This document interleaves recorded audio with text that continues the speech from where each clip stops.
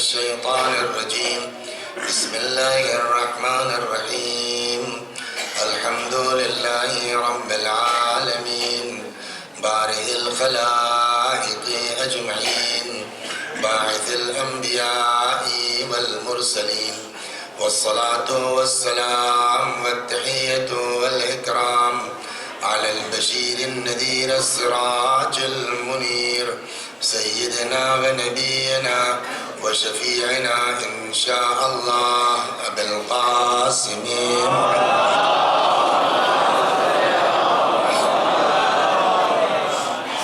اللهم صل عليه وعلى أهل بيته مظاهر جمالك وجلالك الذين كلامهم نور وأمرهم رشد ووصيتهم التقوى وفعلهم الخير وعادتهم الإحسان وسجيتهم الكرم اللعن على أعدائهم الشاكين فيهم المنحرفين عنهم أجمعين أما بعد فقد قال مولانا علي بن الحسين زين العابدين وأما حق الله الأكبر فأنك تعبده ولا تشرك به شيئا صلوات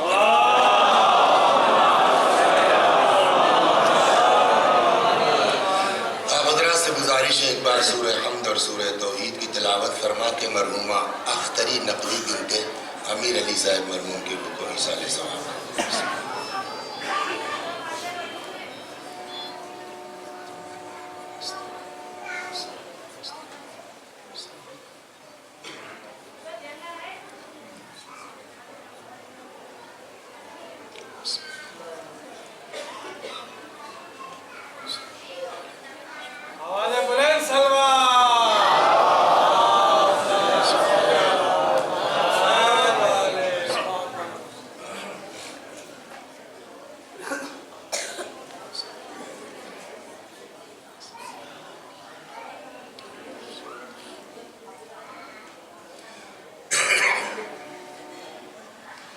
فرمایا حضرت نے وَأَمَّا حَقُّ اللَّهِ الْأَكْبَرِ اللہ کا سب سے بڑا حق تم پر یہ ہے کہ اس کی عبادت کرو اور اس کی عبادت میں کسی کو شریک مت کرو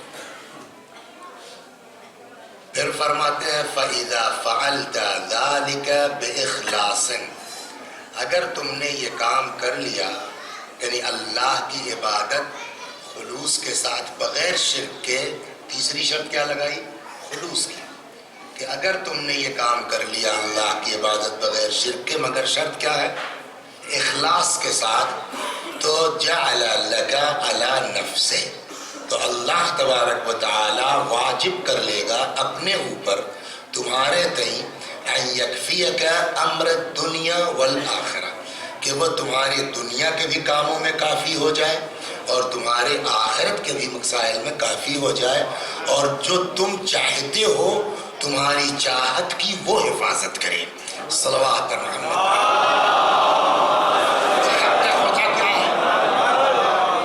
عبادت بغیر شرک عبادت کے سلسلے میں کل گزارش کی گئی کہ دو صورتیں ہیں یا عبادت جبری ہوگی یا عبادت اختیاری ہوگی جبری عبادت ہے تو کیوں کا سوال ہی نہیں ہوتا مجبوری ہے ہاں اختیاری جب ہے تو وہاں سوال ہوگا کہ کیوں تو امام حسین سلام اللہ علیہ کا فقرہ سامنے آیا کہ 3 صورتیں ہیں یا 4 جو اسباب ہیں عبادت کے کچھ لوگ عبادت کرتے ہیں لالچ کی بنیاد پر کچھ لوگ عبادت کرتے ہیں خوف کی بنیاد پر کچھ لوگ عبادت کرتے ہیں شکر کی خاطر اور کچھ لوگ عبادت کرتے ہیں حب اللہ شکر تو ہو گیا کچھ لوگ عبادت کرتے ہیں لالچ کچھ لوگ عبادت کرتے ہیں خوف کچھ لوگ عبادت کرتے ہیں شکریہ کے لیے اور چوتھا کچھ لوگ عبادت کرتے ہیں حب اللہ اس کے عشق میں اس کی محبت میں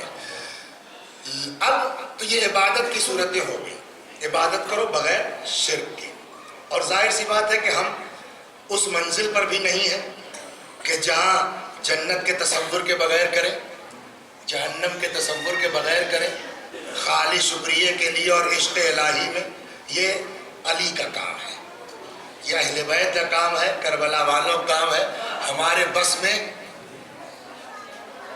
پہلے سے کہیں سے کہہ دیا آپ نے بس میں نہیں ہے. میں نے کہا کہ یہ بھی سن لیجئے کیسے بس میں نہیں ہے. امیر المومنین علیہ السلام کے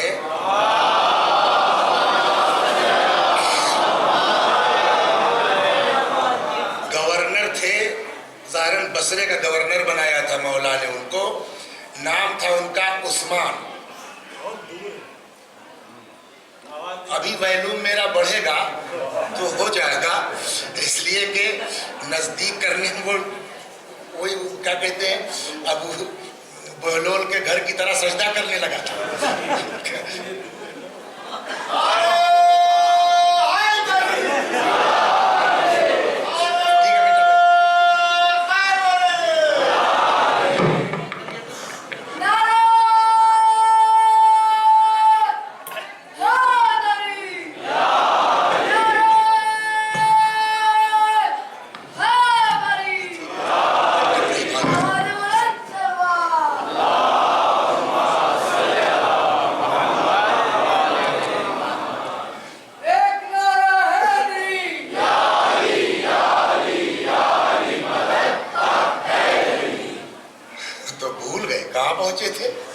ہاں، تو امیر المومنین سلام اللہ علیہ کے ایک گورنر تھے، نام تھا ان کا عثمان ابن حنیف، سمجھا؟ اور ایک اور عثمان ہے جن کا نام ہے عثمان ابن مزعون، جن کی بڑی دوستی سی تھی مولا کائنات سے، اور اسی دوستی کی بنیاد پہ اپنے لڑکے کا نام رکھا تھا. صلوات ادھر ادھر مت جائیے.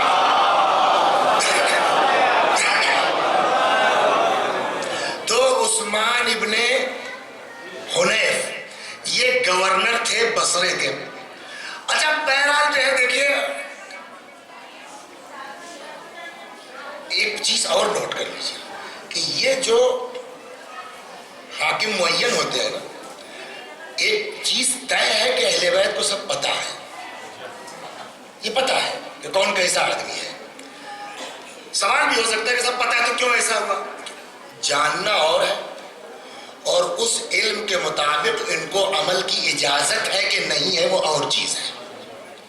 ظاہری طور پر جو ہے وہ حکومت چلانا ہے تو اپنے علم کی بیس پر نہیں چلائیں گے، ظاہری حالات پر چلائیں گے.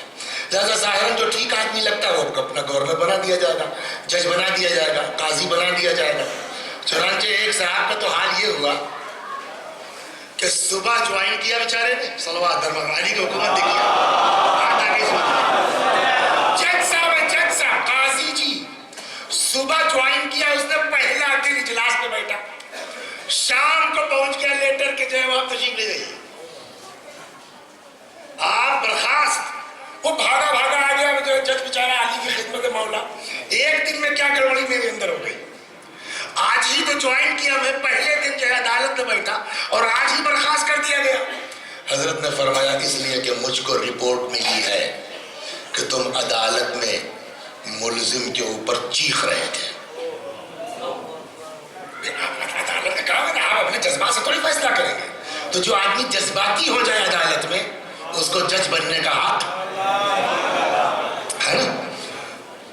تو یہ ساری چیکنگ بھی تھی اس زمانے میں. ایسا نہیں کہ امیر المومنین سلام اللہ علیہ کے گورنمنٹ میں جو ہے وہ سی بی آئی نہیں تھی اور کیا کہتے ہیں ایف بی آئی نہیں تھی.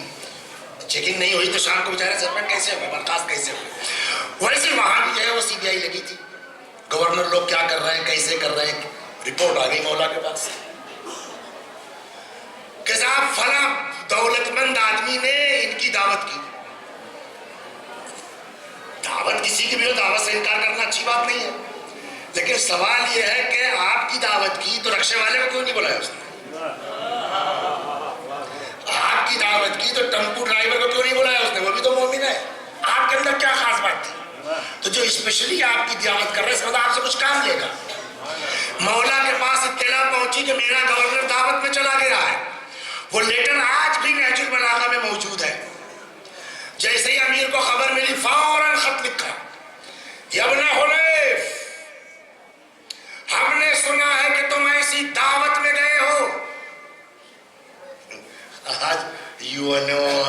यूनाइटेड नेशन और क्या, ये जब दुनिया भर के जो है वो कानून बनाते हैं। हमारे यहाँ हिंदुस्तान में भी साहब इस तरह के कवानीन बन रहे हैं और तैयार हो रहे हैं साहब, जो है वो आप क्या कहते हैं, अखलाक होना चाहिए और फला होना चाहिए, नैतिकता के आधार पर इस्तीफा दे दीजिए, ये सब होता है ना। ये जितनी चीजें हैं ये सब अमीरुल मोमिनीन अपनी हुकूमत में बरत चुके हैं, सलवात अपनी सरकार में बरत चुके हैं।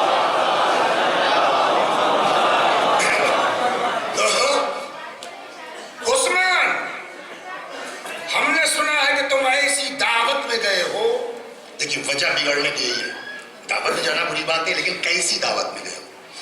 गनियुहुम मदऊफ, जिसमें मालदारों को बुलाया गया है। ठीक है, कोई आदमी अपने स्टेटस का बुला रहा है, बात मालदारों को बुलाने की नहीं।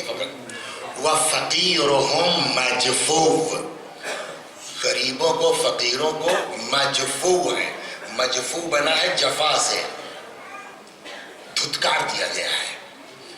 मेरा गवर्नर, अली का गवर्नर ऐसी दावत में जाए जहां फकीरों को धुतकारा गया हो। अब आपकी समझ में आया कि आईएएस कैसा होना चाहिए, पीसीएस की जिम्मेदारी क्या है। तुम शहर के हाकिम हो, तुम जो है सूबे के हाकिम हो, तुम कमिश्नर हो, तुमको आवाम के गरीब से गरीब आदमी के बराबर चलना पड़ेगा। एक दिन जो है छठे इमाम में कुछ अच्छा कपड़ा पहने किसी ने देख लिया, देखिए इसको समझिए, किसी ने, अच्छा एक से एक लोग इतराज करने वाले होते थे, अच्छा कपड़ा पहने देख लिया, छठे इमाम भी आठवें इमाम, तो उनके दिमाग में तो वही है कि साहब ये पायबंद लगे हो।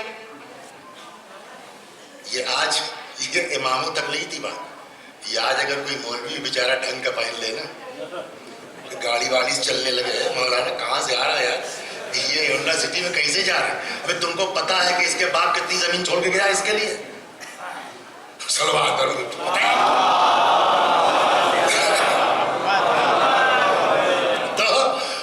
कहेगा मौला आठवें माह में मिस कर रहा हूं, आप इतना बढ़िया कपड़ा पहने हुए, जबकि अमीरुल मोमिनीन पैबंद लगाते थे। जुमला सुनिए इमाम को क्या है का, उनमें हम में फर्क है। पता नहीं क्या है, मजलिस शुरू कीजिए कहीं जाती है। एक आलिम का किस्सा पहले सुन लीजिए कि जब दर अहले बैत से वाबस्ता होता है तो आलिम कैसा होता है, फिर सोचिए इमाम कैसा होता है। सल्लल्लाहु अलैहि वसल्लम आलिम थे।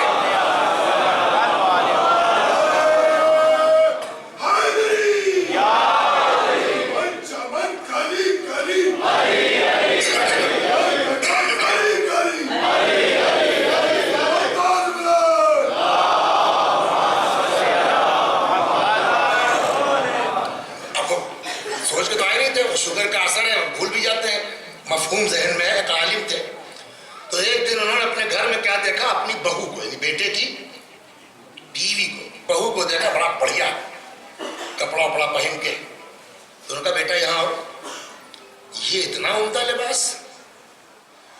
अच्छा मर्जा की बहू थी तो वो भी पढ़ी लिखी थी, उसने खट से आयत पढ़ दी कि जिन चीजों को अल्लाह ने हलाल किया है अपने ऊपर हराम क्यों करते हो।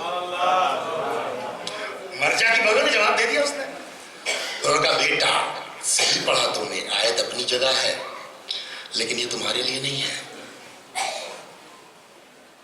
ये हमारे लिए नहीं है, ये आम आदमी के लिए है। क्यों? कम मैं मर्जा हूं।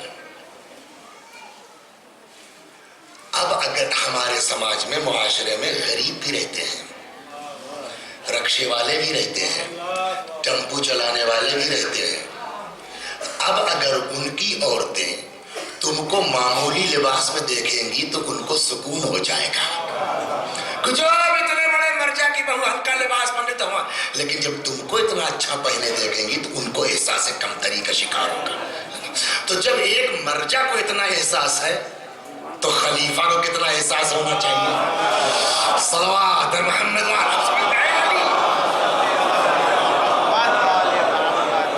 उसने कहा मौला आप इतना बढ़िया लिबास पहने हुए हैं। हजरत ने कहा सुनो, मुझ में और जद में मेरे फर्क था। वो हाकिम थे, उनको इस तरह जिंदगी गुजारनी थी کہ ان کی حکومت کا غریب سے غریب آدمی بھی ان کو دیکھ کر کے سکون حاصل کرے. ہماری وہ حیثیت نہیں ہے جو ہمارے جد کی حیثیت تھی. ہو گئی نماز صلوات پر محمد.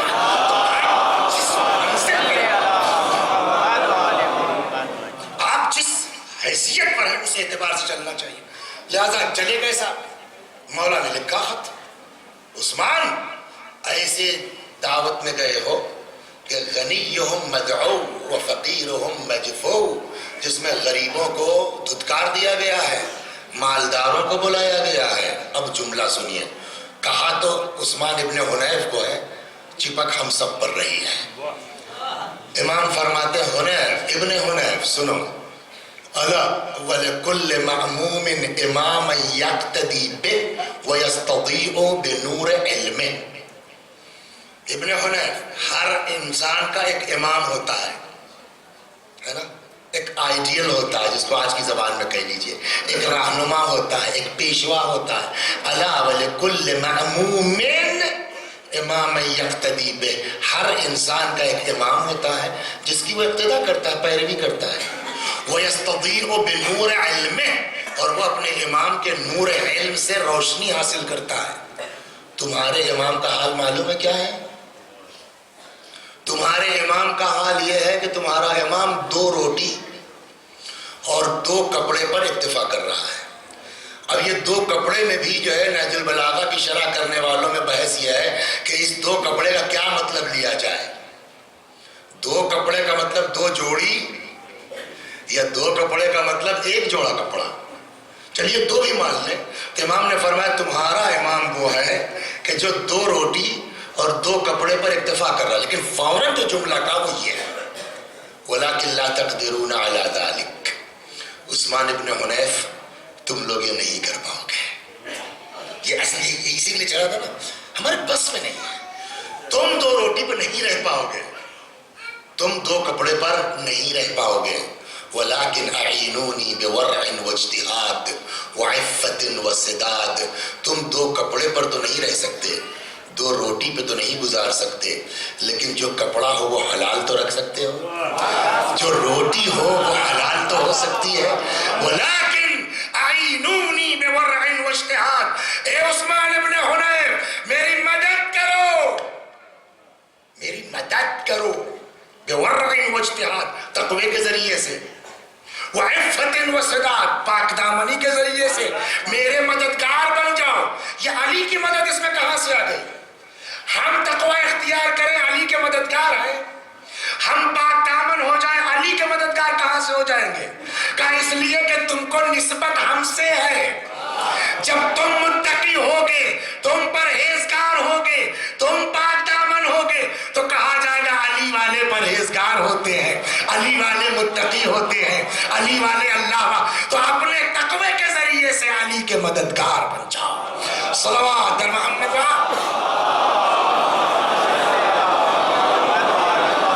تو وہی حال یہاں ہوا عبادت کا. عبادت تو مست ہے, حق خدا یہ ہے تم پر کہ تم اس کی عبادت کرو بغیر شرک کے, اخلاص کے ساتھ. لیکن اب جو رہا معاملہ, کچھ لوگ عبادت کرتے ہیں شکر کے طور پر, کچھ لوگ عبادت کرتے ہیں حب کے طور پر. وہ بالکل ویسے ہی ہے جیسے عثمان سے کہا مولا نے کہ تم 2 روٹی پہ نہیں رہ پاؤ گے. ویسے ہی بھیا ہمارے آپ کے بس میں, میں اپنی بات کہہ رہا ہوں, ہو سکتا ہے آپ میں کوئی ہو ایسا, کہ ہمارے بس میں نہیں ہے کہ ہم بغیر جنت اور جہنم کے تصور کے عبادت کریں, بغیر ثواب اور عذاب کے. اور میں نے کہا یہ بھی بری بات نہیں ہے. ٹھیک ہے, آپ جنت کے تصور کے حصول کے لیے کیجئے, آپ جہنم کے حصول کے سے بچنے کے لیے کیجئے, لیکن ایک چیز کا خیال رکھو جو امام یہاں فرماتے ہیں کہ بھائی آپ اس منزل عبادت پہ تو نہیں پہنچ سکتے جس منزل پر علی ہیں, جس منزل پر امام حسین ہیں, جس منزل پر کربلا والے ہیں, وہاں تو نہیں پہنچ سکتے ہو. لیکن ایک کام تو کر سکتے ہو کہ چاہے جنت کی لالچ میں صحیح, چاہے جہنم کے خوف میں صحیح, جو عبادت کرو وہ خلوص کے ساتھ کرو. اپنے عمل میں مکاری سے تو بچ سکتے ہو, اپنے عمل میں ریاکاری سے تو بچ سکتے ہو, اپنے عمل میں دکھاوے سے تو بچ سکتے ہو. لہٰذا مین چیز جس پہ فوکس کیا ہے امام نے وہ کیا, اگر تم خلوص کے ساتھ تو اللہ تمہارے لیے انف ہو جائے گا، کافی ہو جائے گا۔ اب یہاں پر تھوڑی دیر ذرا سا خلوص پہ کرتے ہیں، باتوں باتوں میں 17ویں منٹ میں مجلس پہنچ گئی، اور چاہ رہا تھا یہ کہ ایسا نہ لگے کہ روز ایسی مجلس ہو گئی، تھوڑا 40واں ٹائپ کا بھی لگنے لگے۔ یہ پوچھئے میں نے کیوں کہا؟ بھئی جیسے روز مجلس ہو رہی تھی ویسے ہی آج بھی ہو رہی ہے نا، نہ ٹائم بدلا نہ ذاکر بدلا، لیکن جو ہے وہ کیا نام ہے ان کا، مسکین پرسوں سے کہہ رہے ہیں 8 بجے 40ویں کی مجلس شروع ہو جائے گی، 8 بجے 40ویں کی مجلس۔ بابا تو جو روز ہو رہی بات ختم تھی، فاتحہ پڑھوا دیتے، نیت کافی تھی، ثواب پہنچ جاتا، یہ شور مچانے کی کیا ضرورت تھی، ہے نا؟ اس کا اس لیے تاکہ الگ سے 40واں لگے، تو ٹھیک ہے میں بھی لگاتا ہوں 40واں بھی تھوڑی دیر کے بعد، صلوات محمد، لیکن روز والا ہو جانا۔ ہم یہ کہتے کہ واقعی اگر اعلان ہم نہ کرتے کہ کل فلاں کی اماں کی 40ویں مجلس ہے تو اماں کو ثواب نہ پہنچتا۔ یہی وہ چیز ہے جس کو امام ہم کو سکھانا چاہتے ہیں، یہی وہ چیز ہے جہاں امام ہم کو لینا چاہتے ہیں کہ بابا اللہ کے یہاں کا معاملہ دنیا کا معاملہ نہیں ہے کہ ایک نمبر ادھر سے ادھر ہو گیا تو اکاؤنٹ بدل جائے گا۔ ابھی سنیے ہو گیا کیسے، ہمارے یہاں یو پی میں اردو ٹیچرز کی کچھ بھرتی ہوئی، تو اس میں اتفاق سے 2-3 لڑکے ٹیچر ہو گئے ہمارے اسکول کے بھی، معلم کیا تھا۔ اب وہ صاحب جو 3-4 مہینے کے بعد جو تنخواہ آئی تو تینوں کی تنخواہ جو ہے ایک ٹیچر کے کھاتے میں چلی گئی اکٹھا ہی، تو معلوم ہوا کہ صاحب جو اس نے فیڈ کیا تو ایک نمبر تینوں چڑھ گیا۔ تو دنیا میں تو ہو سکتا ہے کہ نمبر ادھر سے ادھر ہو جائے تو ہماری تنخواہ ان کے اکاؤنٹ میں چلی جائے، ان کی تنخواہ ہمارے اکاؤنٹ میں، لیکن وہاں نیت دیکھی جاتی ہے، اکاؤنٹ چینج نہیں ہوگا۔ صلوات محمد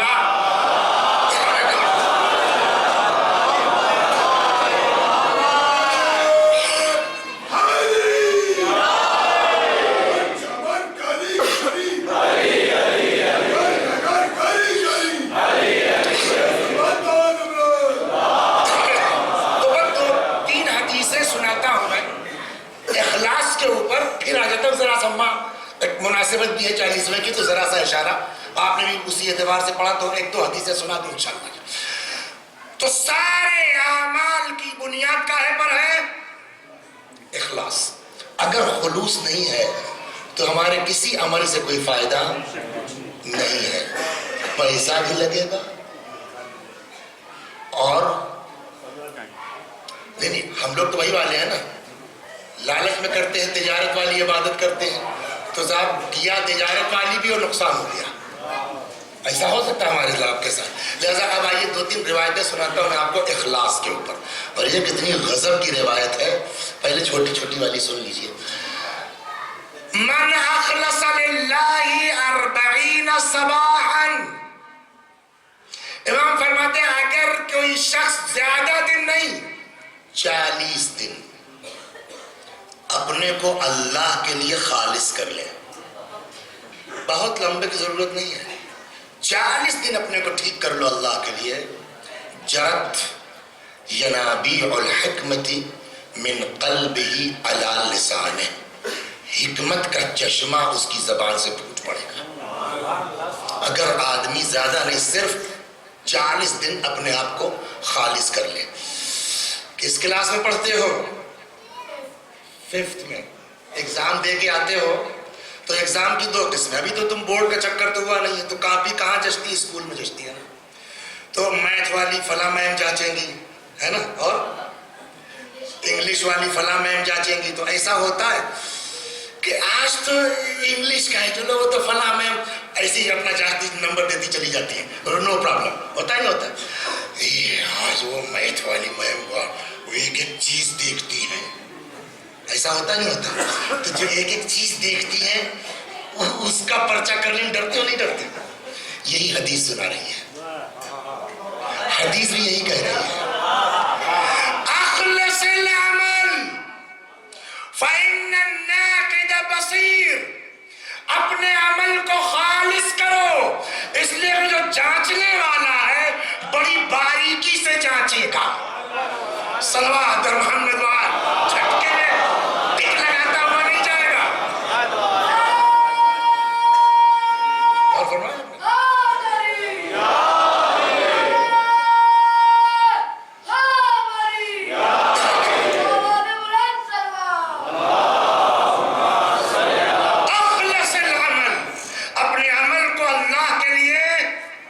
ناقص کرو. کیوں؟ فَإِنَّ النَّاقِدَ بَصِيرٌ. وہ انگلش والی میم کی طرح کاپی نہیں جچے گی، میتھ والی کی طرح جاچی جائے گی. ایک ایک آنا آنا پائی پائی کا سوال ہوگا. دو حدیثیں ہو گئی، تیسری سنیے اور پھر آ جاتا ہوں ماں کی طرف. الناس کلہم ہالکون. آپ بتائیں گے واٹس میننگ آف ہلاکت؟ ہلاک کسے کہتے ہیں؟ ہلاک کی دو میننگ ہے. ایک ہلاک ہے ختم ہو گیا، مر گیا، ہے نا، ایک ہلاک ہی ہے. ایک ہم لوگ جب پڑھتے تھے اسکول میں، تم لوگوں کے ابھی لکھواتے ہوں گے کیا؟ ہم لوگ تو ہندی والے ہیں نا، انگریزی تو آتی نہیں، تو ہم لوگوں کے لکھوایا جاتا تھا ولوم لکھو. جو لوگوں کو یاد ہوگا پرائمری میں ہماری ایج کے جب انگلش میڈیم نہیں تھا تو مار صاحب کیا لکھواتے تھے؟ ولوم لکھو، ہے نا. تم لوگ کیا لکھواتے؟ اپوزٹ. اپوزٹ. تو ایک ہلاک جو ہے وہ حیات کا ولوم ہے، اپوزٹ ہے موت. ایک ہلاک ہے جو نجات کا اپوزٹ ہے، ہلاکت. تو ایک ہلاک کیا ہے، کس کا اپوزٹ ہے؟ نجات کا. یہاں جو لفظ ہلاک یوز ہوا ہے وہ موت کے معنی میں نہیں ہے، نجات کے اپوزٹ کے معنی میں ہے، یعنی بچنا کسی کو نہیں ہے. اب جب یہ ہلاک سن لیا آپ نے، اب حدیث سنیے. الناس کلہم ہالکون. سارے کے سارے لوگ ہلاک، مطلب نجات کسی کو نہیں ہے. یہ نہ مطلب ہوا الا العالمون، سوائے علماء کے. اب تو علماء کا کالر ٹائٹ.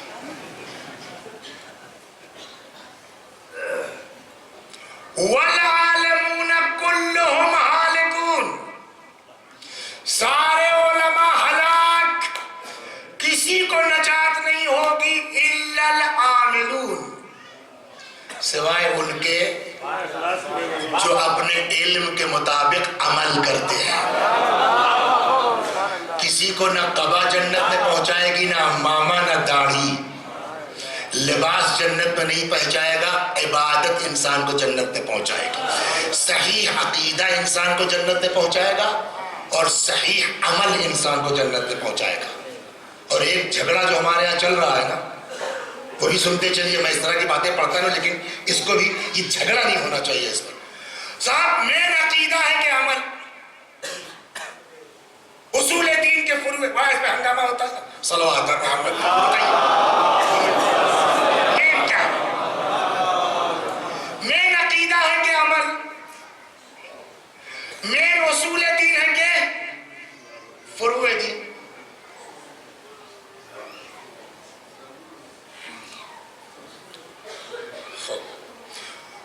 اصول دین یعنی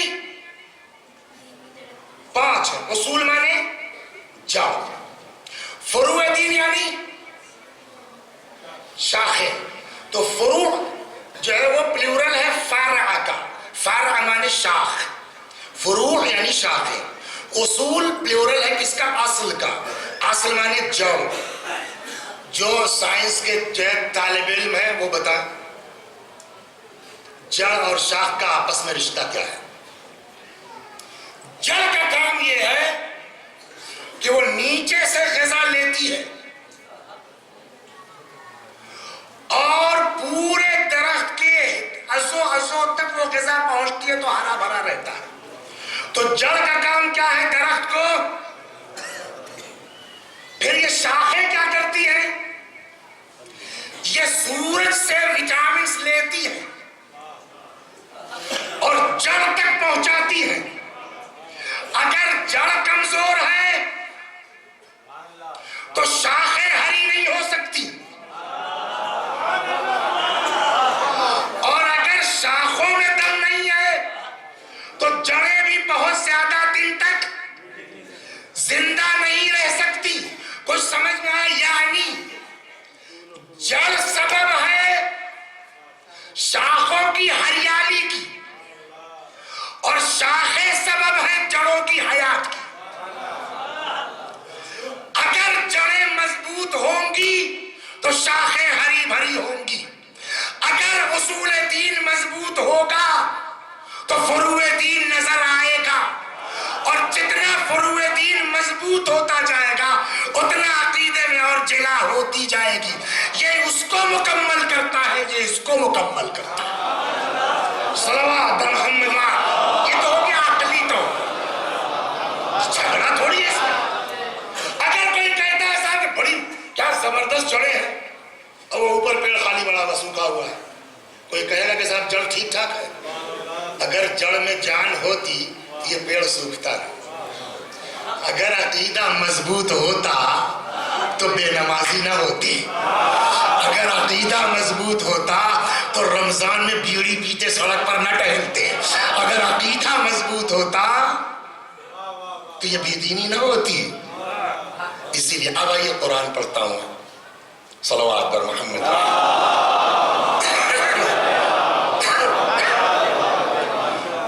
اوپر کیا جاتا ہے؟ عقیدہ کے عمل. مشکل وہی ہے نا، ہم کو الف بے آتا نہیں اور ہم چلتے ہیں اتنی بڑی بڑی چیزوں پر اپنا ویو رکھنے. سب سے بڑی پرابلم ہمارے ساتھ یہ ہے. اس کو ایک ڈاکٹر صاحب نے دوا لکھی. دیکھیے کتنی باری ہے، ڈاکٹر صاحب نے دوا لکھی. ایک جو ہے وہ لڑکا بیمار ہے، ٹھیک ٹھاک. ارے آپ کو لکھتی ابھی سے، آپ کا تو ٹھیک ہے بلڈ پریشر وغیرہ، آپ کو تو کوئی ضرورت نہیں اس بات کی، کہیں چھوڑ دیں. میں نے کہا یار وہ MD-DM ہے جس نے لکھا، ڈائبو کیا کہتے ہیں اس کو، شوگر اسپیشلسٹ ہے وہ. اب جب نہیں بنا تو میں نے کہا غلط پڑھنے سے بہتر ہے ترجمہ کر لیجیے. اس آدمی نے مجھ کو لکھا ہے اور وہ MR کیا کہہ رہا ہے. خیر حیدرآباد کی بات، وہ اتفاق سے ایک دوسرے آ گئے. کیا ہوا قبلہ آپ کو نسخہ دیا نا؟ میں نے کہا یہ اچھا آپ کو بھی دیا ہے. میں نے کہا جی کیوں، کہیں میں بھی کھا رہا ہوں.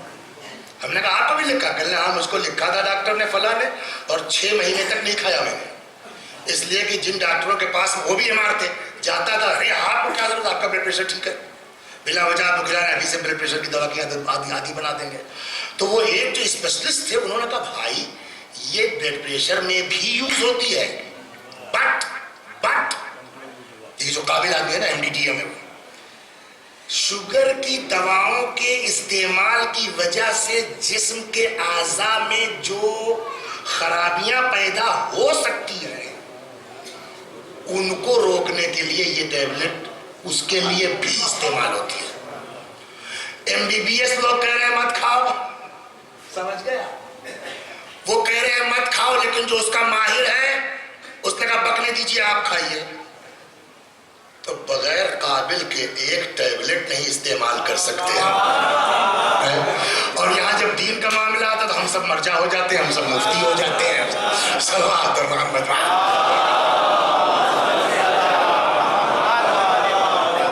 تو الناس کلہم ہالکون، سارے لوگ ہلاک سوائے علماء کے.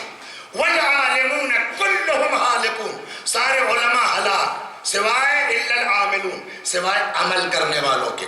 والعاملون کلہم ہالکون، سارے عمل کرنے والے ہلاک، کسی کو نجات نہیں ہونا ہے.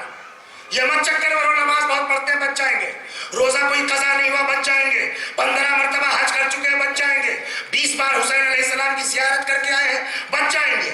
وہاں پوچھا جائے گا زیارت کے لیے گئے تھے کہ سیلفی کے لیے گئے تھے؟ تب سمجھ میں آئے گا کہ اس میں حسین کتنا تھے اور سیلفی کتنا تھی. صلوات محمد.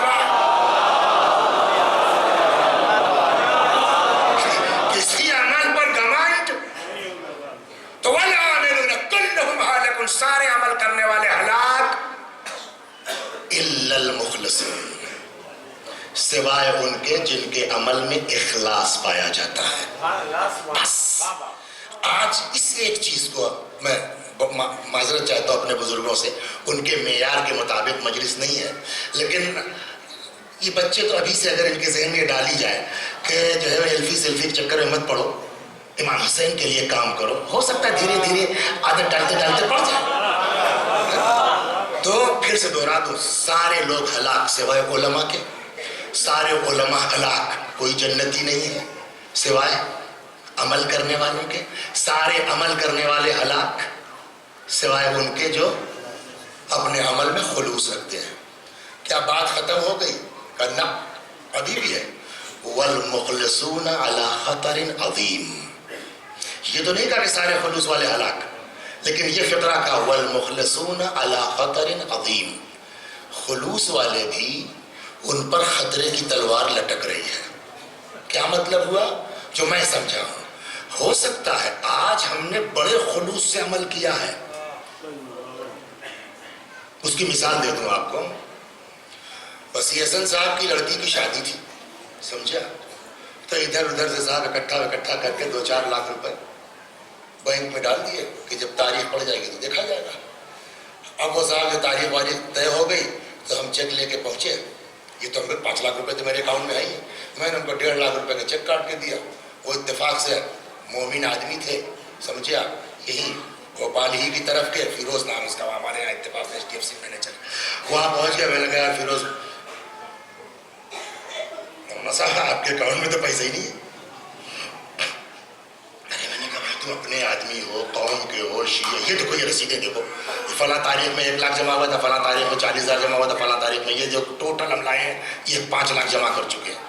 کہنے لگے وہ تو آپ کو یاد ہے کہ جمع کر چکے ہیں آپ، اور کتنی مرتبہ آپ چیک دے کے بھیج چکے ہیں، نکلوایا کتنا آپ نے اس 3 سال میں، یہ یاد ہے آپ کو؟ تو کیا مطلب ہوا؟ جمع کرنا کمال نہیں ہے کہ ضرورت کے وقت تک باقی رہ جائے، یہ ہنر ہے. یہی حکم ہو رہے مخلص. آج تمہارے عمل میں خلوص ہے، مگر یاد رکھنا جس وقت روح نکل رہی ہو اس وقت تک عمل باقی رہ جائے. کیسے عمل برباد ہوتا ہے بتاؤں؟ کیسے برباد ہوتا ہے؟ بس 1 منٹ، بہت تیزی کے ساتھ گزر رہا ہوں. رسول اللہ نے فرمایا کہ اگر کوئی ایک بار کہتا ہے، پیڑ لگانے کا ثواب معلوم ہے؟ جس کو اللہ نے ایک بارش کی زمین دی ہے نا، پیڑ لگا کے دیکھیے. پیڑ لگانے کا ثواب پتا ہے؟ وہ سب جانے دیجیے. ایک روایت سناتا ہوں. ابھی فرض کیجئے ہم 80 سال کے ہو گئے، بوڑھے ہو گئے، بالکل کینسر کے مریض ہیں، اب مرے کہ تب مرے. اگر ہم پیڑ لگاتے ہیں تو کم از کم اتنا تو ہے نا کہ میں نہ صحیح میری اولاد کھائے گی، ہے نا. لیکن قیامت آ جائے گا تب پیڑ لگانے سے کوئی فائدہ ہے؟ سب مر جائے گا.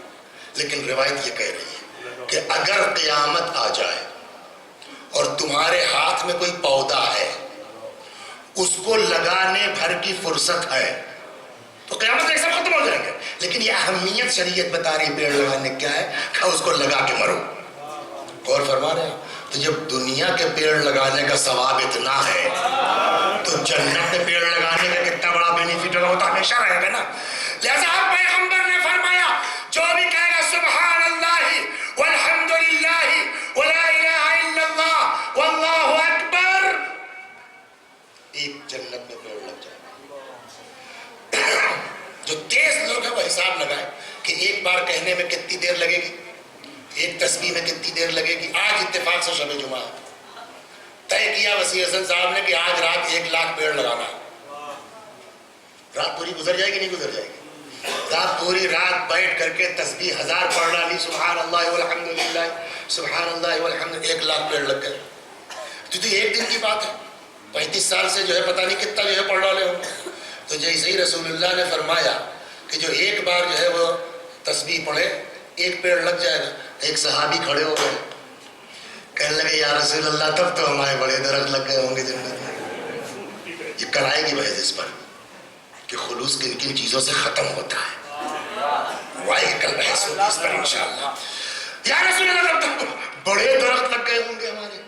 پیغمبر نے جواب کیا دیا معلوم ہے؟ کٹھیک پیڑ لگانا آسان ہے، لیکن یاد رکھنا، اپنا سنا دوں میں، سمجھا، فیض آباد سے پورا ٹرک لادا میں نے، یہ ہمارے علاقے کے ہیں، ان کو پتا ہے. وہ شیخ ولیہ میں دوسرا گاؤں جو ہمارا دریا پور، سڑک کے کنارے کشتی، سارے بھائی باہر. تب تک خبر آئی چک بندی آنے والی. میں ہڑبڑا گیا کہ میری کوئی اوقات نہیں ہے، وہ یوں لمبان میں ایسے ہو گئی تو اچھا خاصا نقصان ہو جائے گا. وہ صاحب پورا ٹرک لاد کے لے گئے، لگا دیا صاحب کنارے کنارے. 500 پیڑ کرودے کے اور 100 پیڑ آم کے اور 200 پیڑ امرود کے، اس کے لگا دیے. ایک بندے خدا کو میں نے پکڑا، میں نے کہا بھائی جو تو وہ جو پیدا ہو سب لے جاؤ، ہم کو کچھ نہیں چاہیے، ہمارا پیڑ تیار کرو. اس کے بعد معلوم کتنا بچا 700-800 पेड़ लगाए थे, आम एक भी नहीं बचा, करोड़े का एक भी नहीं बचा, समझिया। 200 जो अमरूद के थे उसमें से 60 या 70 पेड़ होंगे जो अल्हम्दुलिल्लाह फल दे रहे हैं। तो 800 में कितना बचा पाए? 70।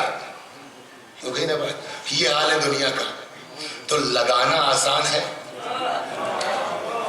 भले बचाना मुश्किल है। जैसे ही पैगंबर ने कहा भाई एक पेड़ लग जाता है, सहाबी खड़े, साहब तब तो बड़े दरख्त हो गए होंगे हमारे। पैगंबर ने कहा हाँ, मगर याद रखना पेड़ लगाने के बाद आग मत भेज देना। हमारे पेड़ जाया क्यों हुए? जी 600-700 पेड़ जाया क्यों हुए? उसकी भी खता नहीं है बेचारा निगरानी में। भाई कब तक चलेगा? मानो रात को 12 बजे नीलगाय घुस गई, आप लाख लगाइए, खाके खत्म कर दिया। का वही है, वहां भी पेड़ लगाओ मगर याद रखो नीलगाय न जाने पाए। अच्छा नीलगाय तो आहिस्ता आहिस्ता खाएगी ना, आग अगर लग गई तो?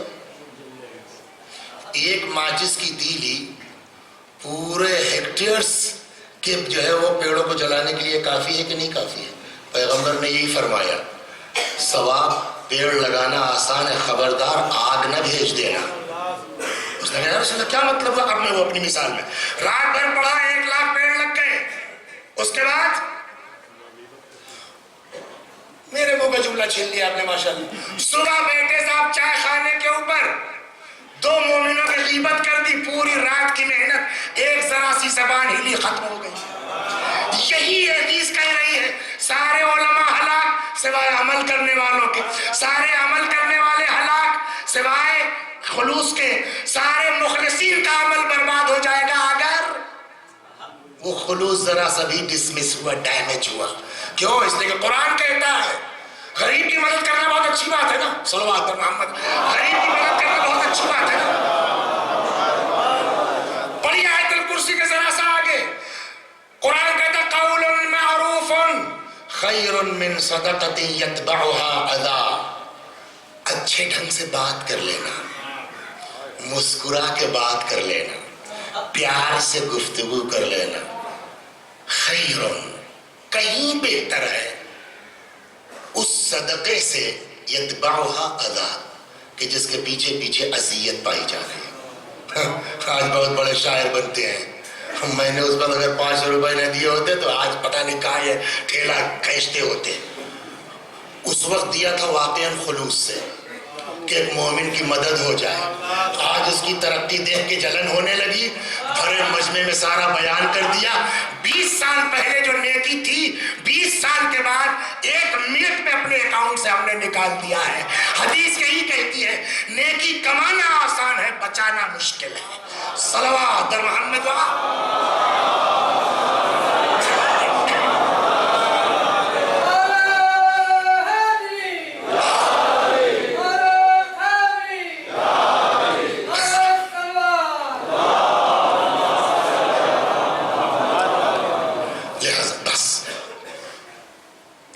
हम सबको अपने आमाल में खुलूस नीयत इनायत फरमाए इंशाअल्लाह। अब क्या चीज़ें हैं जो इस खुलूस के लिए हिंदी में क्या कहते हैं, घातक है, उस पर जो है इंशाअल्लाह कल गुफ्तगू होगी। बाकी फिर अगले हुकूक जो अपने हैं वो इंशाअल्लाह परसों नरसों 2 दिन वो हो जाएंगे। ईसाली सवाब भी है आज की इस मजलिस में, 40वां है, और 40वां किसका है?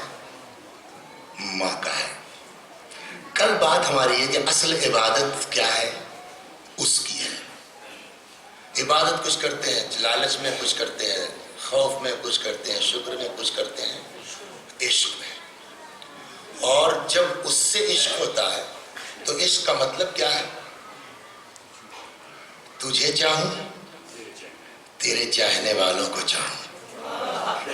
असल मोहब्बत यही है कि अगर किसी को अल्लाह से मोहब्बत है तो मोहब्बत का तकाजा क्या? वो जिसको कहता जाए, है ना, उसको चाहते जाओ। अब अगर वो कह रहा है कुल्ला असअलुकुम अलैहि अजरन इल्ला अल-मवद्दत फिल कुर्बा, तो अहले बैत की मोहब्बत अहले बैत की मोहब्बत नहीं है, हकीकतन अल्लाह की मोहब्बत है। अब अगर वो कह रहा है वक़दा रब्बुका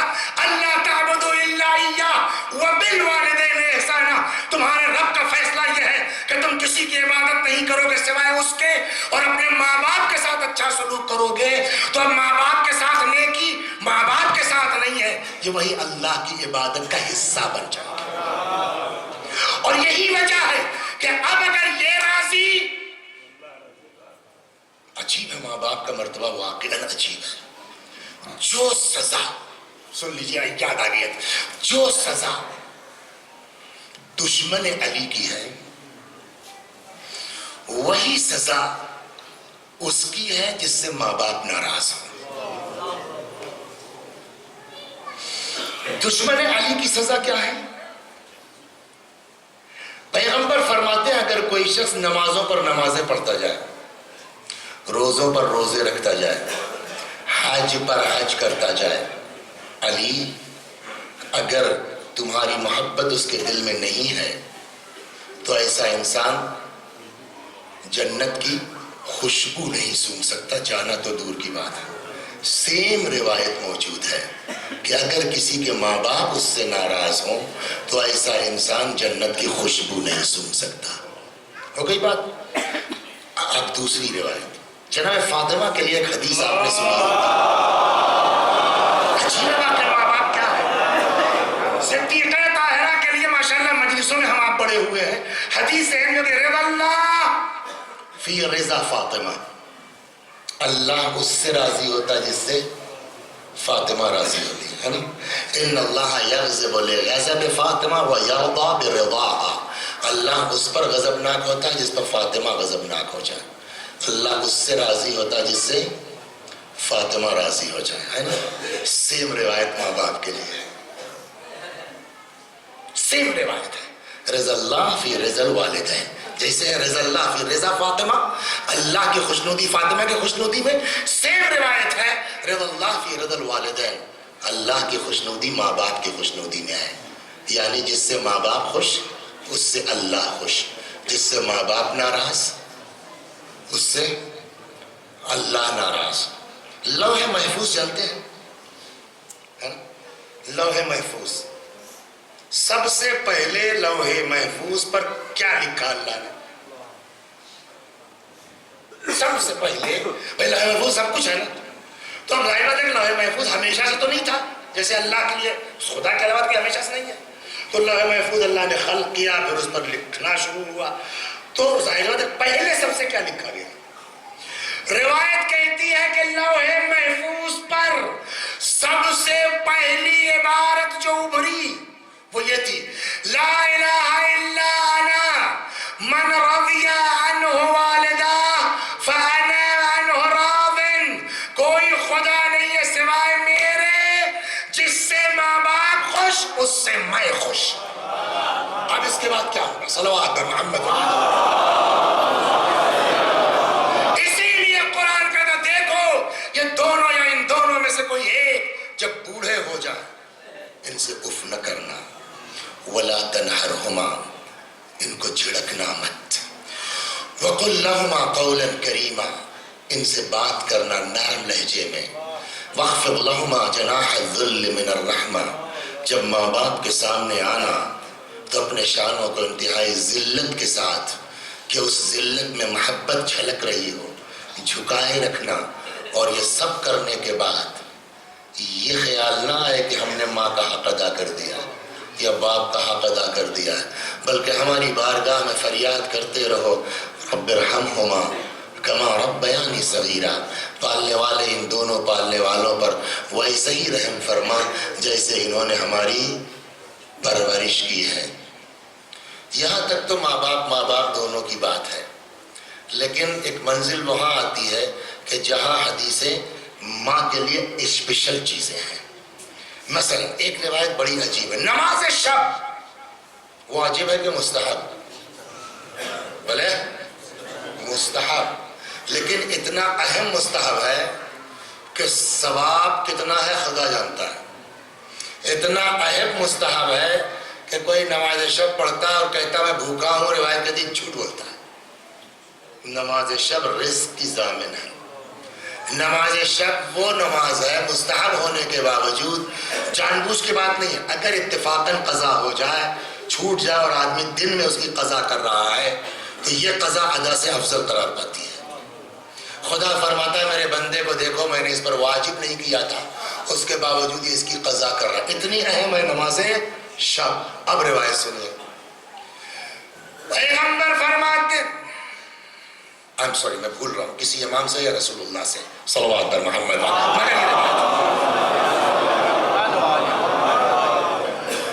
اذا كنت في صلاة التطوع، اب چاہے پیغمبر سے یا کسی امام سے، وہ نصیحت مجھ سے، اذا كنت في صلاة التطوع، اگر تم مستحبی نماز پڑھ رہے ہو، واجب کی بات تو اس کے احکام تو حضور مسائل میں الگ ہے کہ کہاں توڑی جائے گی کہاں نہیں توڑی جائے گی، مستحبی نماز کے لیے ارشاد معصوم کا اذا كنت في صلاة التطوع، اگر تم مستحبی نماز پڑھ رہے ہو، فإن دعاك والدك فلا تقطعها، اگر ابا پکار دے نماز مت توڑنا، نماز پڑھ رہے ہو، وإن دعتك والدتك فاقطعها، معصوم فرماتے ہیں لیکن اگر ماں پکار دے تو نماز واجب کی بات نہیں ہے، مستحبی نماز بھی اگر پڑھ رہے ہو، ان دعتك والدتك فاقطعها، 3 بجے بھور میں اٹھے ہیں، اللہ اکبر، بسم اللہ الرحمن الرحیم، اهدنا الصراط المستقیم، سمع اللہ لمن، ریحان، امام فرماتے ہیں توڑ دو جی اماں، آپ نے پہچانا، لیکن یہ حیثیت ماں کی نہیں، اصل معشوق وہی ہے، چونکہ اس نے کہا ہے کہ ماں باپ کے ساتھ ایسا سلوک کرو، اس لیے اب ماں باپ کے ساتھ ہم جو کریں گے اس کے حکم کی بنیاد پڑیں گے، لہذا وہ شرک نہیں ہوگا، صلوات پر محمد۔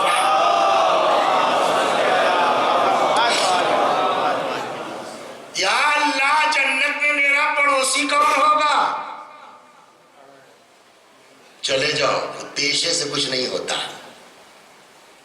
آپ امامہ قبا پہنتے ہوں گے، آپ آئی ایس ہیں پی سی ایس ہیں ہوں گے، وہ رکشہ چلانے والا ہے، دنیا کی نگاہ چاہے جو ہو، خدا یہ دیکھتا ہے، اس کو اس سے بحث نہیں کہ رکشے والا کون ہے، آیت اللہ کون ہے، ڈی ایم صاحب کون ہے، ایس پی صاحب کون ہے، وہ یہ دیکھتا ہے یہ کس کا پاک ہے، یہ کس کا صاف ہے نا۔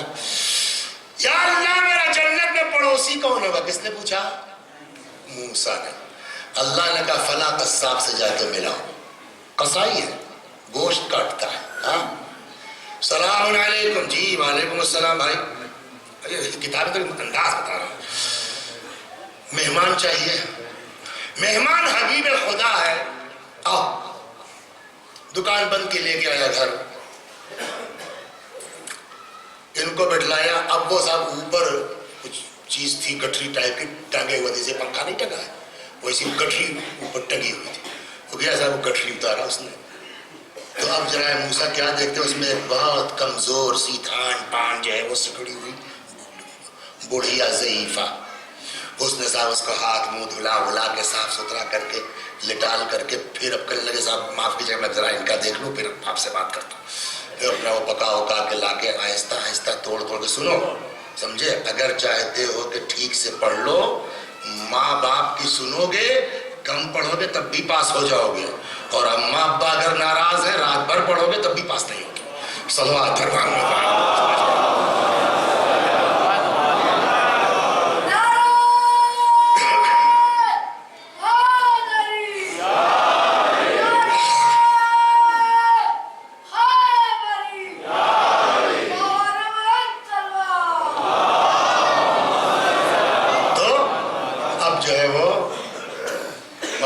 توڑ کے بہت ایسا کہ جو بیچاری اتر سکے کھلا پلا کر کے پھر ٹانگ دیا، موسیٰ علیہ السلام دیکھتے رہے یہ کیا ہے، یہ کون ہے، کہنے لگے صاحب یہ میری اماں ہے، ماں کے ساتھ ایسا کرو صاحب وہ میری مجبوری ہے، میری ماں چلنے پھرنے سے معذور ہے، میں غریب آدمی آپ نے دیکھا گوشت کاٹتا ہوں بیچتا ہوں، میری کوئی بہت آمدنی نہیں کہ میں نوکر رکھ سکوں، مجھ کو باہر بھی جانا اور یہ ہل ڈل نہیں سکتی ہے، تو اگر میں اس کو زمین میں چھوڑ دوں تو جانور چینٹے ویٹے اس کو اذیت پہنچائیں گے، تو میں کرتا یہ ہوں کہ اپنے ہاتھ سے نہلاتا ہوں، دھلاتا ہوں، کھانا پکاتا ہوں اپنے ہاتھ سے اپنی ماں کو کھلاتا ہوں اور جب جانے لگتا ہوں ٹانگ دیتا ہوں تاکہ کوئی جانور اذیت نہ پہنچائے. موسیٰ علیہ السلام نے کہا کہ چلو یہ تو ٹھیک ہے، لیکن میں غور کر رہا تھا جب تم کھلا پلا چکے ہاتھ میں دھلا تو میں نے دیکھا تمہاری ماں کے ہونٹ ہل رہے تھے. کچھ کہتی ہے کیا؟ کچھ دعا دیتی؟ کہا ہاں یہ میری ماں کا روز کا طریقہ ہے کہ وہ مجھ کو دعا دیتی، جا بیٹا جیسا تو میری خدمت کر رہا اللہ تجھ کو جنت میں موسیٰ کا پڑوسی بنائے. سمجھ گئے؟ اب ختم ہو گئی مجلس. اللہ تجھ کو جنت میں موسیٰ کا پڑوسی بنائے. حضرت موسیٰ نے کہا کہ مبارک ہو تیری ماں کی دعا قبول. کیسے؟ آپ کو کیسے پتا صاحب میری ماں کی دعا قبول؟ کہ میں موسیٰ مجھ سے میرے خدا نے کہا ہے کہ تو میرا پڑوسی ہے، میں ملنے تجھ سے اسی لیے آیا ہوں. اور فرمایا ماں خوش اللہ خوش.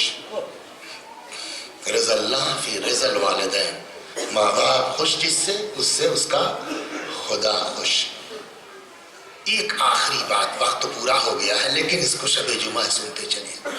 خالی زندگی کی بات نہیں ہے. اماں مر گئی، سیم کر لیا، 10واں کر لیا، 20واں کر لیا، 40واں کر لیا، برسی ہو گئی، پھر 10 سال ہو گیا اماں کے کوئی خبر ہی نہیں لیا. 10 سال ہو گیا ابا مر گئے، کوئی خبر ہی نہیں لی. سنا ہے آپ کو؟ روایت ہے، میزان الحکمت میں یہ روایت ہے. اگر کسی کے ماں باپ نے اس کو عاق کر دیا ہے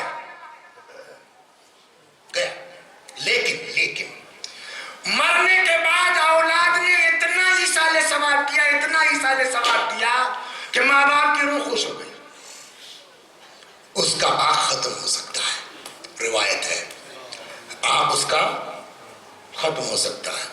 ماں باپ خوش راضی اس دنیا سے چلے گئے اور اس کے بعد سیم 40واں وہ بھی پبلک کے خوف میں کر کے بھول گئے. 10 سال ہو گیا ابا کو مرے ہوئے.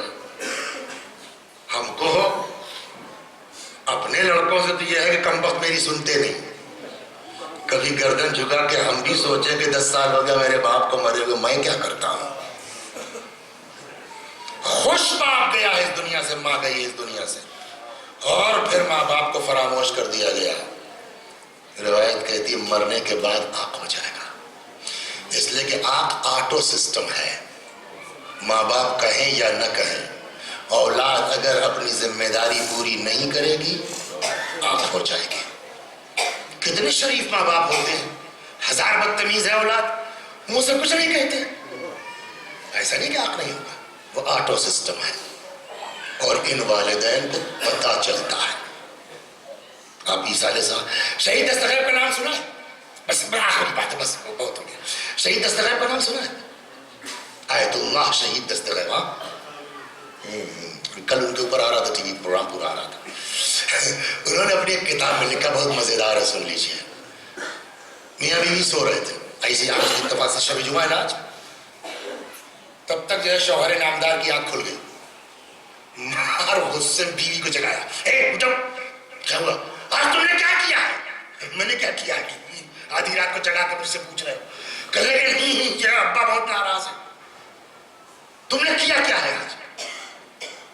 خیریت تو کہنے نہیں ہے، تمہارے ابا جو ہے ابا ہمارے بہت بگڑے ہوئے کہ تمہاری بہو جو ہے عجیب طرح کی ہے، اس کو مردوں کے بیچ ہماری بے عزتی کرا دی. تم نے کیا کیا؟ پہلے یہ بتاؤ آج، تب میں تم کو اپنا خواب بتاتا ہوں صحیح ہے کہ غلط ہے. کہنے لگی کہ میں باورچی خانے میں تھی، بریانی پکا رہی تھی، دم پہ لگی تھی. تب تک دروازے پہ کسی فقیر نے پکار دیا. مجھ کو یاد آ گیا کہ ارے آج جمعرات ہے، موقع سے فقیر آ گیا ہے تو لاؤ جو ہے ابا کے ایصال ثواب کے لیے کچھ فقیر کو دے دے ابا کے نام پر. تو ہڑبڑ میں کچھ دکھائی نہیں دیا، ڈر یہ کہیں فقیر چلا نہ جائے. تو وہ ٹب پڑا تھا سامنے جس میں کپڑا دکھاتے ہیں. میں نے صاحب وہ ٹب اٹھایا، اس میں صاحب تھوڑی سی بریانی ڈالی، لے جا کے لو بابا، اس کو پلٹ دیا.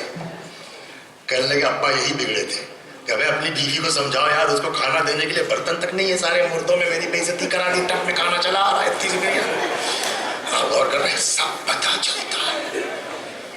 ہنسنے کی بات تو ہے لیکن اس سے میں یہ بتانا چاہتا ہوں کہ ہمارے ماں قبر پر آپ جائیں گے نا، روایات ہے من زار قبر ابویہ، یہ تو کلپ میری بہت چلی ہے، شاید آپ نے بھی سنا.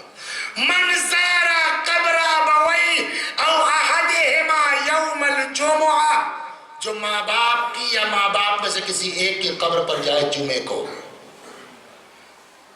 غفر اللہ، خدا ایسی اولاد کو معاف کر دیتا ہے، وَكُتِبَ بَارًا، اور ایسے بچے کو نیکوکاروں میں شمار کرتا ہے۔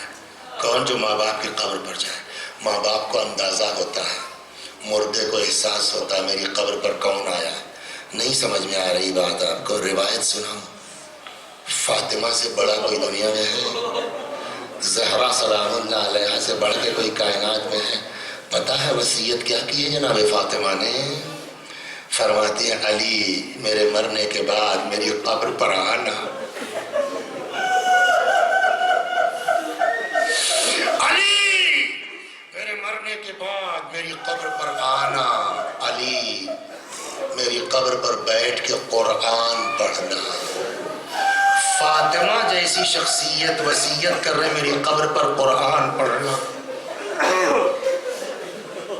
جائیے والدین کی قبر پر جائیے، ماں باپ کی قبر پر جائیے، اعزا رشتہ داروں کی قبر پر جائیے، وہاں قرآن پڑھیے، ان کو ثواب ہوگا، خوش ہوں گے، دعا دیں گے۔ اور جب وہ دعا دیں گے، روایت کہتی ہے اگر کہیں پریشان ہو جاؤ نا، جاؤ ماں کی قبر پر، اس کو کچھ ہدیہ کرو، اس سے کہو کہ اللہ سے تم دعا کرو۔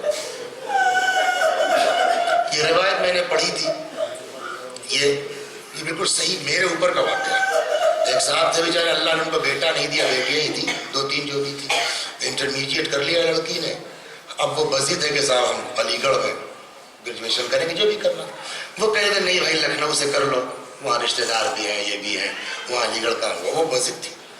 آخر میں لڑکی نے کہا کہ صاحب جو ہے وہ میں زہر کھا لوں گی اگر مجھ کو علی گڑھ نہیں بھیجا۔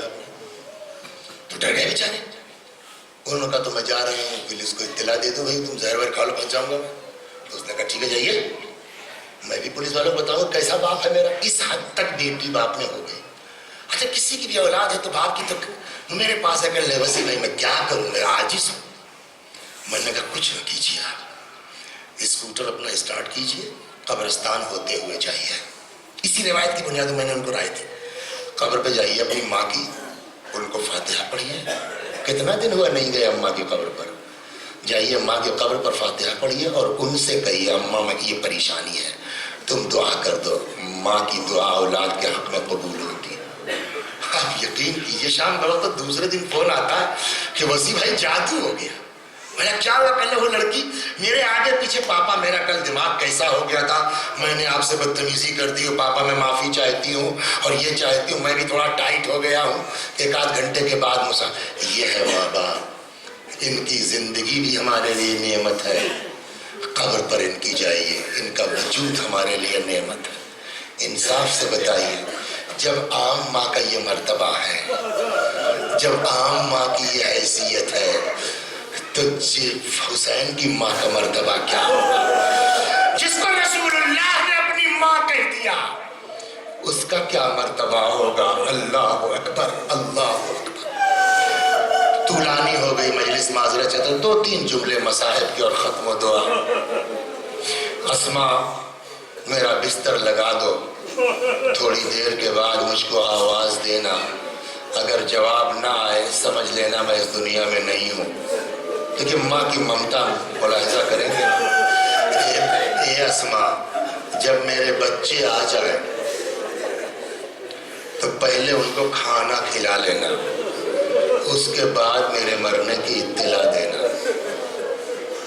کوئی نئی بات تو نہیں کہی نا میں نے؟ سنتے رہتے ہیں نا۔ ایک سوال ہے، یہ سب پڑھتے ہیں، میں نے بھی پڑھ دیا کہ جناب زہرا سلام اللہ علیہا نے کیا فرمایا، جب میرے بچے آ جائیں پہلے ان کو کھانا کھلا لینا، تب میرے مرنے کی اطلاع دینا۔ آج کوئی دلی رہتا ہے، کوئی بمبئی رہتا ہے، کوئی لکھنؤ رہتا ہے، کوئی کلکتہ ہے، کوئی دبئی ہے، کوئی سعودیہ ہے، اور ماں کی طبیعت خراب ہو جائے، آپ یہاں سے اس کو دبئی فون کرتے ہیں، لڑکا وہاں سے کیا پوچھتا، صحیح بتائیے اماں کی حالت کیا، بچیں گی کہ نہیں بچیں گی؟ پوچھنا نہیں، کیوں کہ اگر خدا نخواستہ زیادہ سے تو میں چلا ہوں۔ ہم جیسے گناہگار بچے چاہتے ہیں مرنے سے پہلے ماں کے پاس ہوں، ہے نا؟ سب کا مزاج ہے نا۔ اسی مدینے میں رہ کے حسن و حسین جیسی اولاد کہاں چلی گئی ہے کہ فاطمہ کہہ رہی جب آ جائیں. یہ جب آ جائیں کا مطلب کیا ہوا؟ یعنی نہیں تھے. تو کوئی بھی عقل مند آدمی سوچے کہاں چلے گئے تھے ماں کو اس حالت میں چھوڑ کر کے کہ ماں کو کہنا پڑا جب آ جائے تو پہلے کھانا کھلانا تب میرے مرنے کی اطلاع دینا. جواب سنیں گے اب ممتا دیکھیں گے. بس دو جملے جو بزرگوں کا فرمانا حسن و حسین کہیں نہیں گئے تھے بلکہ جناب فاطمہ نے خود ہٹایا تھا تاکہ ماں کا مرنے کا تماشا نہ دیکھے. کہتے ہیں زینب و ام کلثوم کو کسی پڑوسی کے گھر بھیج دیا تھا. حسن و حسین کو بلایا, کہنے لگی بیٹا یہاں کیا کر رہے ہو؟ جاؤ نانا کی قبر پر ماں کے لیے دعا کرو. یہ کہہ کے بچوں کو ہٹایا. روایت کہتی ہے جیسے ہی امام حسن و حسین قبر پیغمبر پر آئے ہاتھ اٹھا کے دعا کرنا چاہتے تھے. قبر پیغمبر سے آواز آئی اے فاطمہ کے یتیموں, ارے یہاں کیا کر رہے ہو؟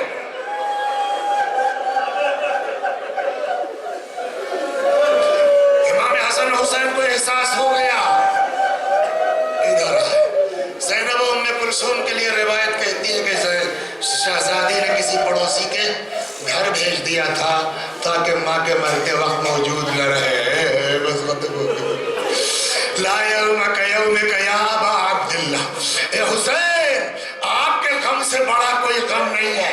میں کہوں گا بی بی شہزادی آپ نے زینب و ام کلثوم کو ہٹا دیا تاکہ ماں کے مرتے وقت موجود نہ رہے, لیکن ہائے کربلا کا میدان 4 برس کی یتیمہ ہے, باپ کا جسم بغیر سر.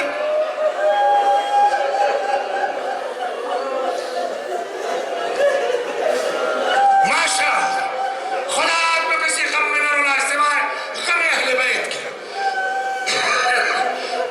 اب امام حسن حسین کو پتا چل گیا اسما کو تو معلوم نہیں ہے کہ نانا بتا چکے ہیں, ہے نا.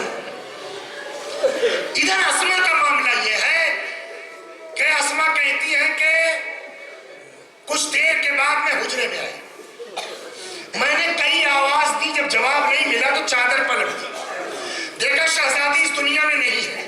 میں نے اپنے آپ کو فاطمہ کے جسم پر گرا دیا. بابا کو سلام کہیے گا, رسول اللہ کو سلام کہیے گا. اتنے میں اسما کہتی میں نے آہٹ محسوس کی جیسے شہزادے اندر آ رہے ہیں. اسما نے اپنے آپ کو سنبھالا, حجرے سے باہر نکل آئی. اسما کو نہیں پتا نانا بتا چکے ہیں. اسما اماں کہاں ہیں؟ اسما کو وصیت کیا ہے؟ پہلے کھانا کھلانا تب ہوتا. اسما نے جیسے سنائی تھی گئی جلدی سے لا کے کھانا سامنے رکھ دیا. کبھی کھانا دیکھتے کبھی اسما کو دیکھتے, فطری بات ہے. نانا کی قبر سے یہ آواز آئی تھی, اسما جیسے کچھ وہی نہیں, کھانا لا کے رکھ رہی, معاملہ کیا؟ اسما ہاں شہزادو اماں کہاں؟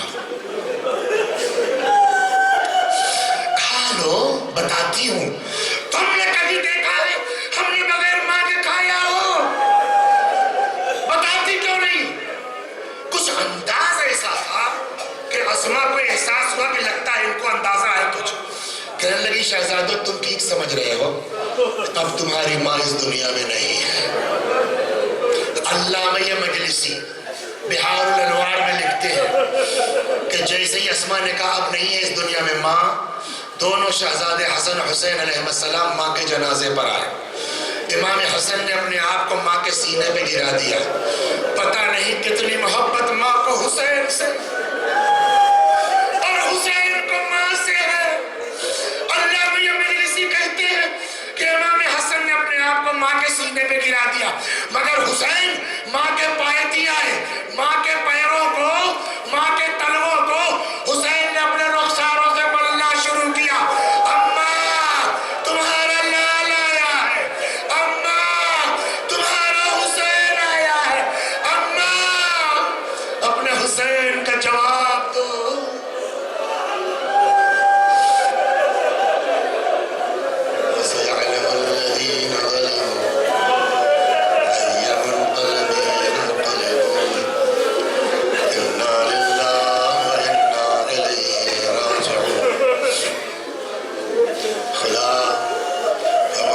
عزا کو قبول فرما، مزید عزائے اہل بیت کی توفیق کرامت فرما، جب تک زندہ ہے در اہل بیت سے وابستہ رکھ، مرنے کے بعد جوار معصومین میں جگہ کرامت فرما۔